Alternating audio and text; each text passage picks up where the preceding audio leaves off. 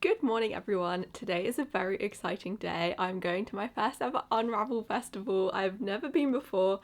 I am so excited. I haven't bought yarn for a while, so I'm planning on maybe making a few purchases, but I'm also just excited to meet lots of knitters, and I'm going to the Knit Pearl Girls Maths for Knitters course. So I'm excited to learn a bit more about maths and knitting because maths is not my strong suit and I feel like it's quite important for knitting, so I'm very excited about that. And I'm meeting up with a few of my friends from Knit Club and various other places. A lot of people absolutely love this festival and it is only like a half an hour drive from my house, so I'm really excited. I've been in absolute house chaos the last 2 weeks. We've just moved house. As you can see behind me, it's a bit of a mess. I haven't set anything up, so I'm kind of excited to just get out of the house and forget about all the renovation stress for a little while and go look at some beautiful yarn.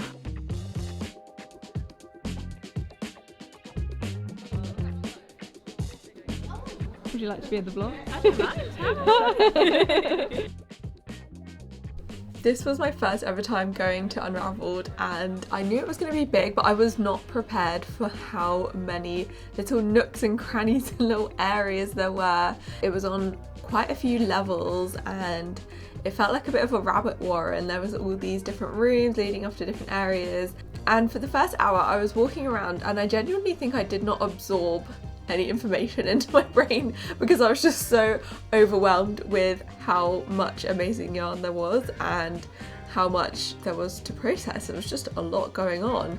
I definitely didn't go in with a plan, so I was just kind of looking and trying to understand exactly what my plan of attack was going to be. This loom stand was probably one of my favourites. The colours were so good and I didn't actually end up getting anything from there, but there was one yarn that I really wish I got, which I feel like is the one that got away, this milk tea one.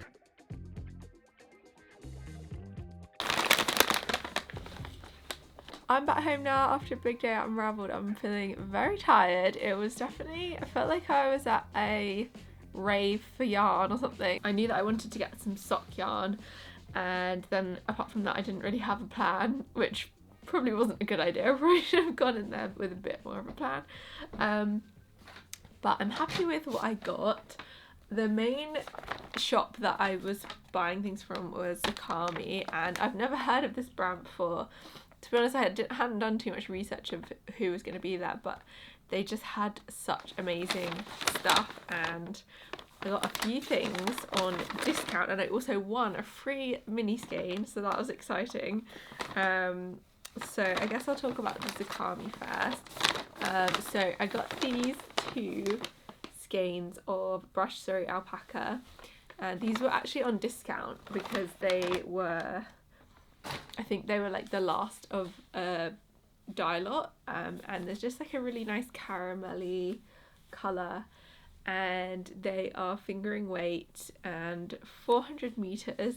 To be completely honest, I don't know if this is a useful amount of yarn. It's almost like not quite enough for like a garment, maybe too much for an accessory, but I was thinking I could maybe hold it double and do a hat or something, or I think it would just be nice like a fluffy scarf or something. But yeah, if anyone has any ideas of what accessories I can make with this, let me know. I would be intrigued to know. Potentially also like a open gauge sweater. I feel like this would probably be enough for something like the light loop sweater, which I have knit before, because those types of more open sweaters you don't need as much yarn for.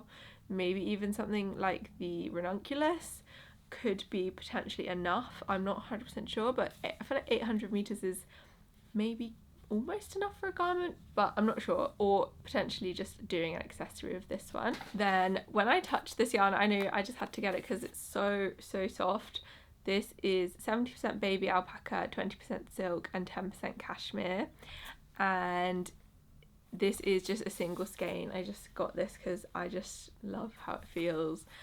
I can imagine doing some sort of triangle scarf with it or some kind of accessory, maybe even a hat, I'm not sure. And then I actually won a matching skein.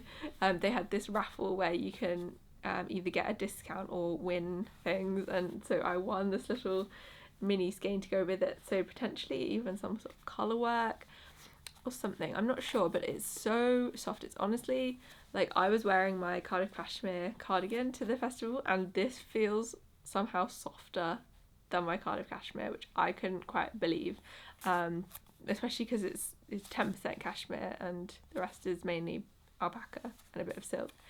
But yeah, I just couldn't turn this away, and the colour is called Tea and Honey, which I don't know, I just really liked the colour. It's kind of a beigey, creamy, it kind of just looks like tea and honey, or like a cup of tea with too much milk in it. So yeah, I'm excited to figure out what to do with these. And then the other store that I bought just one skein of sock yarn from is the Camel's Yarn. I really love the Camel's Yarn's colours, and there was one that I really wanted that wasn't available, but this was like my second choice. I spent ages and ages in there trying to figure out what colour I wanted. There was one that I really loved, but they didn't have the sock. They sold out of the sock version of it.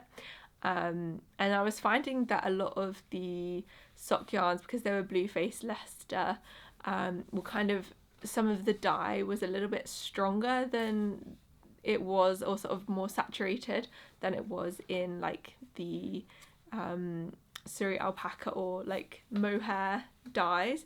So I was kind of finding that some of the like speckly ones were just a little bit too strong for me, and I don't really love like super variegated yarn.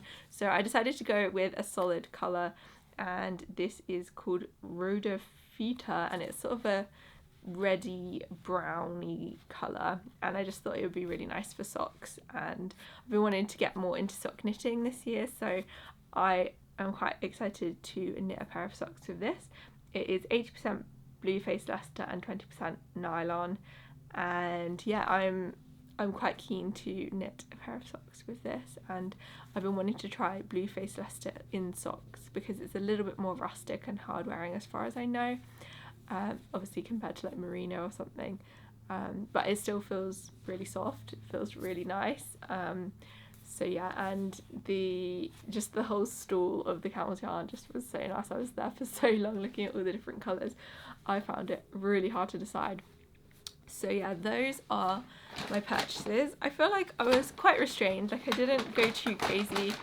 I didn't buy a sweater quantity of anything just because I don't have a project in mind, and I feel like if I'm going to get a sweaters quantity, I kind of want to know what I am going to knit. Usually I don't buy a yarn at all unless I know what project I want to knit, so this was a little bit rare for me to actually buy things without a project in mind, but I think because I want to knit some more accessories this year, it's kind of fine because I know that I'll be able to find some sort of accessory to knit with them, or maybe even make up my own design, who knows. Also, the Maths for Knitters workshop was really fun. It was really great getting to understand how Sophie thinks about maths when she's designing, and also just understanding a bit more. It was a lot of maths, but it was also a lot of understanding all the different measurements and all the different areas of the body that you have to measure and how they relate to each other, and how different sweater constructions will change depending on the size range and the difficulties with certain things like raglans, the things you need to consider for drop shoulders, bust shaping. There was a lot of information. It was 2 hours, and I feel like my brain has not fully absorbed everything yet. I think I'm going to need to sit down with some of the materials and spreadsheets from the session and kind of try and get to understand them a bit more. And yeah, I think it's going to be really good for if I want to adapt any patterns in the future, or maybe even start designing some of my own. I think some of the things I learned today have definitely made me think a lot more deeply about making things that fit really well and figuring out exactly what fit is right for you and what you're going for, and being able to sort of tailor patterns so that they really perfectly fit. So yeah, lots to think about, lots of learnings, and yeah, some more yarn to put on my yarn shelf. I've been on a bit of a yarn buying ban for a while, but I've known that I wanted to get some at Unravel, so I was kind of waiting to get some there. So I'm happy I have got a little bit more yarn in my stash. And that is all from me today. Hopefully that was helpful. If you've never been to Unravel before, maybe this has given you a little bit of an insight onto what it's like. And if you are at Unravel this year, let me know what you purchased. And I'm very tired now, so I'm gonna go have a little nap, and I'll see you in the next video. Bye!